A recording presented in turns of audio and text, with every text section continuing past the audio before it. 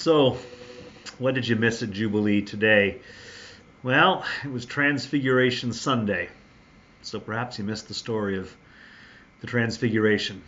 Jesus and his friends climbing the mountain, and suddenly Jesus glows. He's brighter than any bleach could make him. And Elijah and Moses appear to be with him, and a voice, the voice of God, speaks and says, "This is my son, listen to him." And Peter is thrilled by the moment and wants to build little sheds, little shacks to keep everybody in, and we'll just make this moment last forever. And, well, it can't be like that. And so they go back down the mountain. That was the story. What you missed was today at Jubilee in worship, we also combined our worship with our annual general meeting. We tried to take the facts and figures and the budgets and the reports from all our committees and incorporate them into worship. And in a sense, we tried to transfigure them.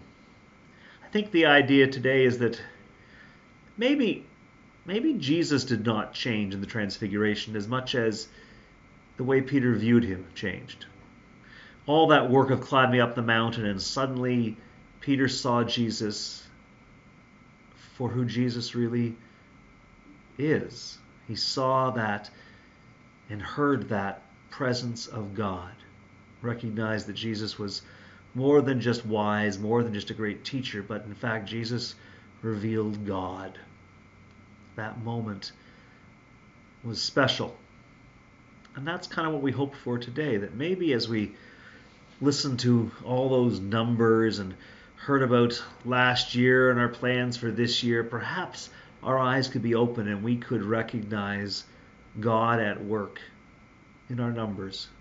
We'd recognize the mission in our business of church. That's what we were hoping for.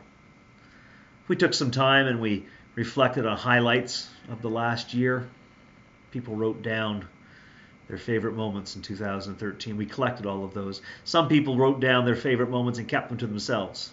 They weren't community moments, they weren't church moments, they were just personal moments.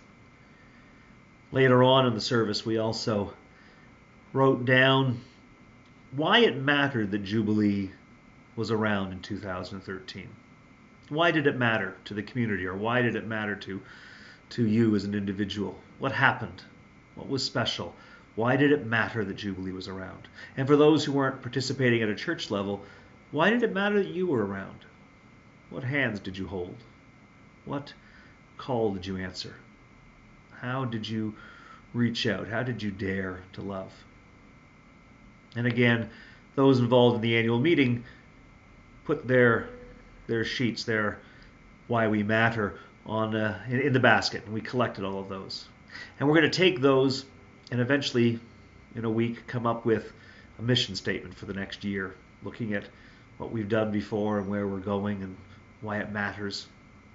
But for those who kept on to them personally, I hope that they kept their yellow sheet, highlights, and green sheets, why we matter, and those will stay in purses and pockets and wallets. And every now and again, if you kept them, you'll take them out and look at them and reflect for a moment on the highlights of last year and just bask in those highlights for a moment. And then look at the green sheet and reflect on why it mattered that you were around, why it mattered to your friends or your family, your community, why it mattered. In that way, we have a moment of going back up to the mountain, recognizing the awesome presence of God, recognizing our calling, our importance. But even though Peter wanted to stay up, Jesus wouldn't stay on top of the mountain. Peter couldn't build his little sheds. They had to go down.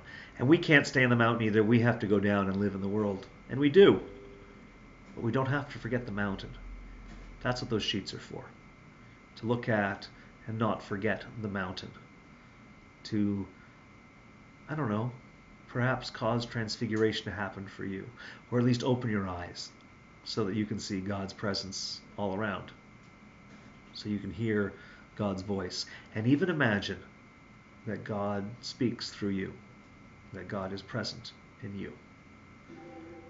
That's what we did today at Jubilee. We made it our annual meeting. We got our business done. But I hope that for some, we recognize that it's not just business. It's mission. and we are wonderfully called to be God's voice, God's presence in the world. Hope we get to see you next week. God bless.